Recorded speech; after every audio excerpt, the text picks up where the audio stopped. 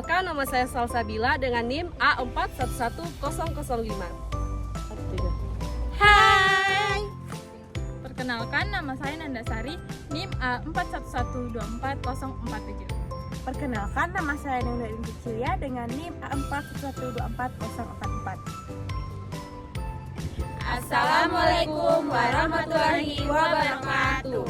Perkenalkan, kami mahasiswa dari Universitas Tadulako, Fakultas Keguruan dan Ilmu Pendidikan dari Program Studi Pendidikan Guru Pendidikan Anak. Perkenalkan, kami dari kelompok 1 akan menjelaskan materi tentang konsep dasar pendidikan kelas rendah dari mata kuliah kajian pendidikan kelas rendah di Satuan Sekolah Dasar dengan dosen pengampu Ibu Dr. B.C. Nirmala SPD MPD. Baik, di sini saya akan menjelaskan tentang pendidikan kelas rendah. Pendidikan kelas rendah adalah proses pendidikan untuk anak kelas 1, 2, dan 3 sekolah dasar yang pembelajarannya disesuaikan dengan usia, kemampuan, kebutuhan, dan perkembangan anak. Pembelajaran ini tidak hanya berfokus pada membaca, menulis, dan berhitung, tetapi juga mengembangkan kemampuan berpikir, bahasa, sosial emosional, motorik, karakter, komunikasi, dan kemandirian. Karena anak kelas rendah lebih mudah memahami sesuatu melalui pengalaman langsung. Maka pembelajaran sebaiknya dilakukan secara konkret, sederhana, menyenangkan, bertahap, dan dikaitkan dengan kehidupan sehari-hari mereka, agar anak dapat belajar secara aktif dan bermakna. Nah, di sini saya akan menjelaskan tentang karakteristik anak kelas rendah. Anak kelas rendah ini pada umumnya baru usia sekitar 6-9 tahun dan masih berada pada tahap operasional konkret. Artinya, anak akan lebih mudah memahami sesuatu melalui benda atau pengalaman yang nyata. Di sini ada beberapa karakteristik. Yang pertama itu senang bermain dan bergerak. Nah, anak kelas rendah senang bermain dan bergerak. Mereka lebih tertarik pada kegiatan yang melibatkan gerakan, permainan, dan aktivitas langsung daripada hanya duduk mendengarkan penjelasan guru. Contohnya, saat anak berhitung, guru bisa mengajak anak menghitung benda sambil bermain, seperti menghitung pensil atau balok. Kemudian yang kedua itu memiliki rasa ingin tahu yang tinggi. Nah, anak biasanya sering bertanya karena mereka tertarik untuk mengetahui sesuatu yang baru. Contohnya itu seperti ketika anak melihat pelangi, anak mungkin bertanya, kenapa pelangi bisa muncul? Dari pertanyaan tersebut, guru dapat mengajak anak berdiskusi dan mencari tahu jawabannya. Nah, kemudian karakteristik yang ketiga itu lebih mudah memahami hal konkret. Jadi, anak akan lebih mudah memahami materi jika melihat atau memegang benda secara langsung. Contohnya itu seperti ketika belajar tentang bentuk, guru bisa menunjukkan benda nyata seperti bola untuk menjelaskan bentuk lingkaran. Kemudian karakteristik yang keempat, senang mencoba secara langsung. Nah, mereka tidak hanya ingin mendengar penjelasan tetapi juga melakukan dan melihat hasilnya sendiri. Nah, contohnya itu seperti saat sedang belajar tentang tanaman, anak dapat diajak menanam biji dan mengamati perkembangannya. Kemudian yang terakhir, mulai belajar bekerja sama. Nah, mereka mulai mampu berbagi, mengikuti aturan sederhana, bekerja dalam kelompok, dan menghargai teman. Contohnya seperti guru dapat memberikan tugas seperti membuat kolase bersama. Setiap anak memiliki tugas masing-masing dan saling membantu. Tujuan pendidikan kelas rendah membangun dasar kemampuan akademik, sosial emosional, dan karakter. Yang pertama itu mengembangkan literasi dan numerasi. Anak diarahkan untuk memiliki dasar membaca, menulis, menyimak, berbicara, mengenal bilangan, mengelompokkan, membandingkan, dan melakukan hitungan sederhana. Yang kedua, mengembangkan kemampuan berpikir.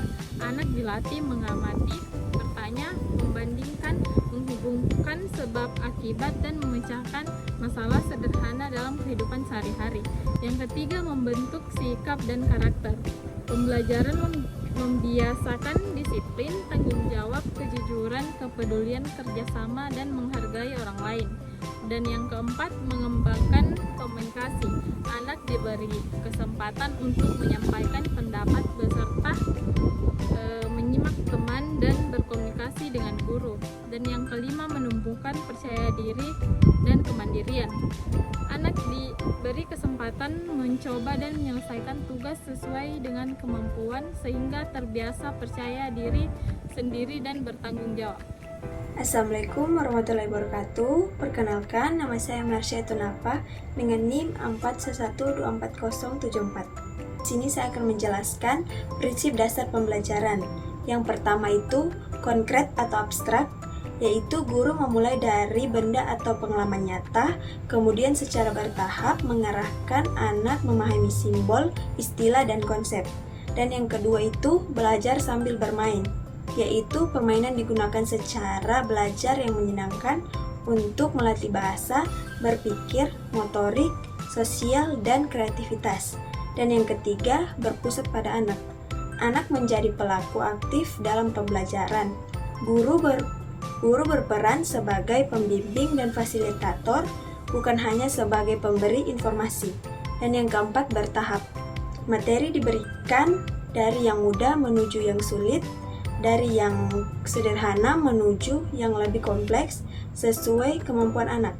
Yang kelima, multisensori, yaitu pembelajaran melibatkan melihat, mendengar, menyentuh, bergerak, dan melakukan agar pengalaman belajar lebih kaya.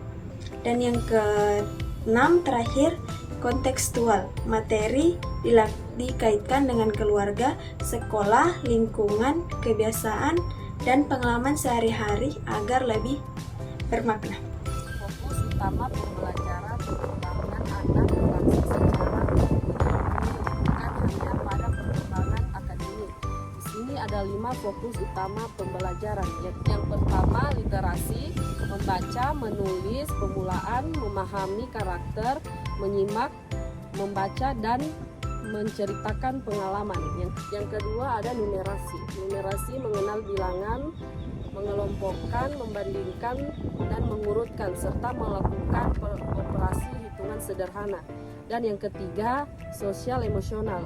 Belajar disiplin, bekerja sama, bertanggung jawab, mengenal emosi, dan mengandalkan diri dan menghargai teman. Dan yang keempat, motorik. Motorik melatih koordinasi mata, tangan melalui penulis, menggambar, dan menggunakan serta aktivitas gerakan permainan. Dan yang kelima ada karakter, membiasakan nilai baik melalui keteladanan guru, aturan kelas, rutinitas, tanggung jawab, dan kegiatan sehari-hari. Assalamualaikum warahmatullahi wabarakatuh. Perkenalkan, nama saya Unit Ridian Maidita dengan NIM A41124092. Selanjutnya, peran guru di kelas rendah. Pertama, sebagai pembimbing, guru berperan untuk membantu anak ketika mengalami kesulitan dalam belajar. Guru tidak hanya menyampaikan materi, tetapi juga mengajarkan anak supaya mereka memahami dan menyelesaikan masalah sendiri. Jadi, guru mendampingi anak sesuai dengan kemampuan masing-masing. Contohnya, ketika ada anak yang belum bisa membaca, guru membantunya mengenal dan mengeja secara perlahan sampai anak mulai bisa. Kedua, sebagai motivator, guru juga harus bisa memberikan semangat kepada anak. Karena anak kelas rendah terkadang mudah menyerah atau takut ketika melakukan kesalahan. Guru perlu memberikan pujian dan dorongan supaya anak merasa percaya diri dan mulai mencoba lagi. Contohnya, ketika ada anak gagal membuat tugas, guru mengatakan, "Tidak apa-apa, coba lagi, kamu berusaha dengan baik." Ketiga, sebagai fasilitator. Guru sebagai fasilitator berarti menyediakan berbagai hal dibutuhkan anak untuk belajar. Misalnya, menyediakan alat, permainan, gambar, buku, atau benda-benda yang bisa digunakan dalam kegiatan belajar. Dan begitu, anak tidak hanya mendengarkan guru, tetapi juga langsung mencoba. Contohnya, saat belajar menghitung, guru menggunakan benda seperti pensil, balok agar anak lebih mudah memahami angka. Kemudian lingkungan, metode, dan media. Yang pertama yaitu lingkungan belajar. Lingkungan harus aman, nyaman, bersih, tertata, memiliki media yang sesuai, serta memberi ruang bagi anak untuk bergerak, bertanya, bekerja sama, dan merasa dihargai. Kemudian yang kedua, metode pembelajaran. Metode yang dapat digunakan antara lain bercerita, bermain peran, demonstrasi, tanya jawab, eksperimen sederhana, kegiatan kelompok, permainan edukatif, dan belajar di lingkungan sekitar. Kemudian yang ketiga, media pembelajaran. Media dapat berupa benda nyata, gambar, kartu, blog, puzzle, buku cerita, alat peraga, berhitung, lingkungan sekolah, maupun media digital yang digunakan secara terarah. menjelaskan contoh pembelajaran di kelas rendah. Pada pembelajaran kelas rendah, anak sebaiknya belajar dengan cara mengamati, mencoba, melakukan, dan mengkomunikasikan. Nah, contoh pembelajaran di kelas rendah itu ada beberapa. Yang pertama itu matematika atau menghitung benda. Guru mengajak anak menghitung benda yang ada di dalam kelas seperti pensil, buku, atau benda lainnya. Setelah itu, anak dapat mengelompokkan, mengurutkan, dan membandingkan jumlah benda. Nah, contohnya itu misalkan di sini guru menyediakan 5 pensil dan 3 buku. Anak diminta menghitung jumlahnya dan menentukan mana yang lebih banyak. Dengan seperti ini, anak lebih mudah memahami konsep bilangan karena menggunakan benda yang nyata. Kemudian kesimpulannya adalah pendidikan kelas rendah merupakan tahap penting dalam membangun dasar kemampuan dan karakter anak. Pembelajaran perlu disesuaikan dengan perkembangan anak melalui kegiatan yang aktif, menyenangkan, dan bermakna. Dengan begitu, anak tidak hanya memperoleh pengetahuan, tetapi juga tumbuh menjadi pribadi yang percaya diri, mandiri, kreatif, dan mampu bekerja sama. Baik, itulah penjelasan materi dari kelompok kami. Kurang dan lebihnya mohon dimaafkan. Kami akhiri. Wassalamualaikum warahmatullahi wabarakatuh.